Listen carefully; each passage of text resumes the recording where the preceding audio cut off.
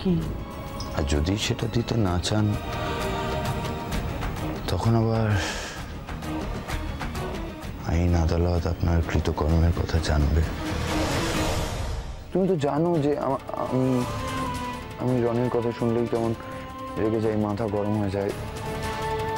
আমি তোমার সমস্ত কথা শুনবো, কিন্তু প্লিজ আমায় সত্যিটা বলো। আসলে তোমার সাথে যখন আমার যোগাযোগ ছিল না, সেই সময়ে রনির সাথে আমার দেখা হয়েছিল। তো তুমি জানবে হয়তো, ওই হঠাৎই একদিন রাস্তায় ওর গাড়ির সাথে আমার ধাক্কা লাগে। তখনই আমি রনিকে প্রথম দেখি। বিকল তোমার মতন দেখতে আরেকটা মানুষ। আমি ওকে যখনই দেখতাম আমার শুধু তোমার কথা মনে হতো।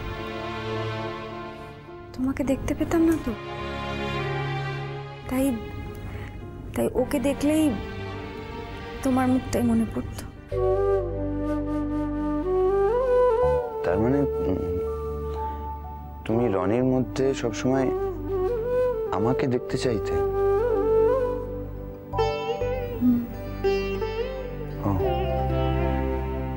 আচ্ছা, এমনও তো হতে পারে যে এখন আমার মধ্যে দিয়ে তুমি আসলে রনিকে দেখতে চাইছো। দেখলে, তুমি একটু আগে আমাকে বললে যে আমি সব সত্যি কথা বললে তুমি নাকি বুঝে যাবে, আর কোনো প্রশ্ন করবে না। তুমি কিন্তু বুঝলে না, তুমি সেই একই কথাগুলো আবার বলছো।